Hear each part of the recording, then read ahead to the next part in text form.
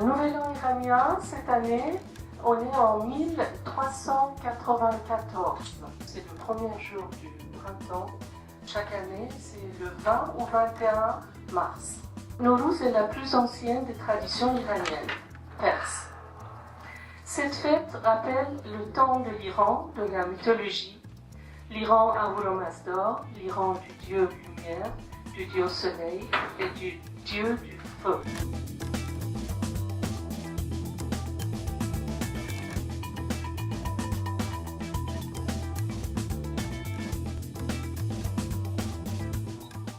Cette notion de patrimoine a commencé à évoluer. On n'était plus uniquement sur la préservation d'un patrimoine bâti. On a commencé à prendre en compte avec le Léoduc la notion de patrimoine en tant que mémoire, on va dire, qu'identité.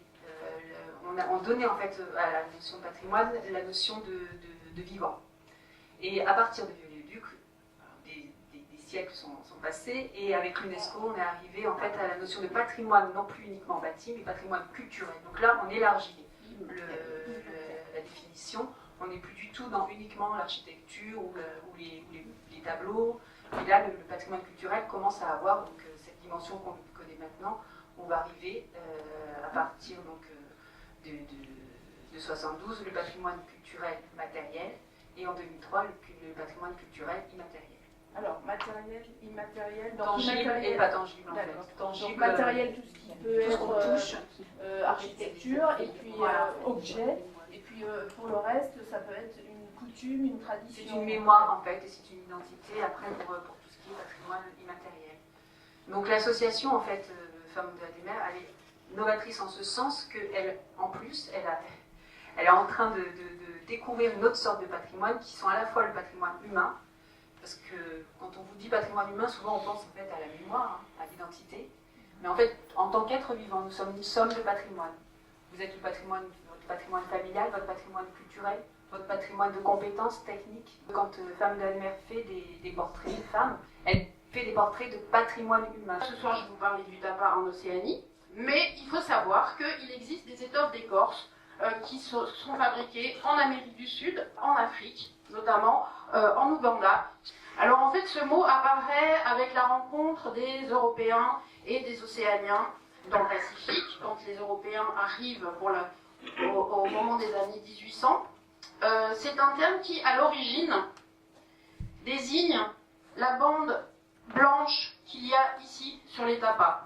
Et après, en fait, dans les discussions entre les Européens, les navigateurs européens qui arrivent dans les îles d'Océanie et les Océaniens eux-mêmes, eh bien, le mot tapas s'introduit comme ça dans le langage des Européens eux-mêmes qui ramènent des pièces de tapas en Europe pour les musées ou pour des collectionneurs. Alors, le tapas en Océanie, il se confectionne, eh bien, vous voyez, presque partout, de la grande île de Papouasie-Nouvelle-Guinée jusqu'à la petite île de Pâques et au nord à Hawaï, en passant eh bien, par les îles Salomon, la Nouvelle-Calédonie, le Vanuatu, Wallis et Futuna, Tonga, Samoa, Tahiti, les Marquises, etc. Le tapas, ça n'est pas du tissu, pas du papier, etc. En fait, le tapas, ça provient de ce qu'on appelle le libère, c'est-à-dire, vous voyez, c'est la partie sur un arbre qui est à l'intérieur de l'écorce. Donc là, vous avez l'écorce externe, rugueuse, et sous l'écorce, eh bien, il y a une fine pellicule de fibres, plutôt claire, qu'on appelle le libère, et c'est cette partie-là qui va être utilisée par tous les fabricants de tabac. En Océanie, on utilise principalement 3 essences d'arbres pour faire du tabac. Le mûrier à papier, ici, l'arbre à pain, que vous connaissez sans doute pour ses fruits que l'on mange, mais dont on utilise donc aussi le libère pour faire du tabac, et les grands banians, généralement, jusqu'à la plantation, c'est l'affaire des hommes.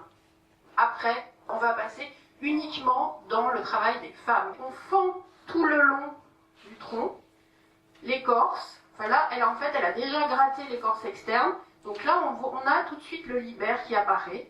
Elle fend tout le long du tronc, et puis elle détache petit à petit le libère du bois. La bande de libère qu'on obtient, on va la poser sur une enclume.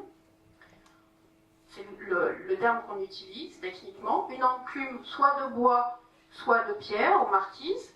Et puis, avec un battoir à tapas en bois généralement très dense, eh bien, on va taper sur les fibres du libère qui vont s'étaler pour donner une première pièce de tapas.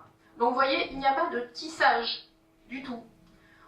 Ce sont les fibres mêmes qui s'étalent tranquillement sous les coups du battoir. Le tapas, eh bien, au quotidien, il servait de vêtements, de couverture. Ça protège assez bien de la fraîcheur du soir. De séparation aussi dans les maisons. Si vous avez des questions, qui veut commencer? Est-ce que la transmission des savoirs est faite de génération en génération ou pas? Voilà. Traditionnellement, alors quand je dis traditionnellement, c'est avant l'arrivée des Occidentaux qui ont quand même beaucoup modifié les modes de vie du quotidien, etc. Donc traditionnellement, oui, la transmission se fait de génération en génération, de mère en fille, de mère, de grand-mère en petite fille. Avec les modifications des modes de vie, bien sûr, il y a eu des ruptures. Les enfants sont allés à l'école, sont moins avec les mamans ou avec les grands-mères, etc., etc. On a beaucoup moins fabriqué de tapas, puisque le tissu, pour le coup, le tissu et les cotonnades, etc., sont arrivés dans les îles et ont en partie, et souvent en grande partie, remplacé les tapas qui étaient utilisés pour le vêtement. Donc les gens, les Océaniens, se sont habillés avec les tissus d'importation. Là où je m'interroge le plus, c'est parce qu'il n'y a pas d'arbres. Il n'y en a plus. Il y en a plus depuis longtemps. On en replante maintenant. Sandra fabrique ses figurines avec du mûrier à papier, avec du libère de mûrier. Et vous avez vu, le mûrier, ça n'a pas besoin d'être très gros. Voilà, pour qu'on utilise son libère.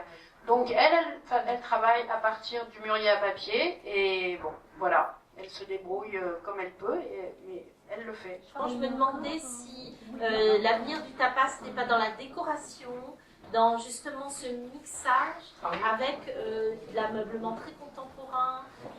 Est-ce qu'il n'y a pas de piste là pour les créateurs de Sûrement, c'est des choses, oui, qui vont vraisemblablement être réappropriées dans d'autres domaines. Hein.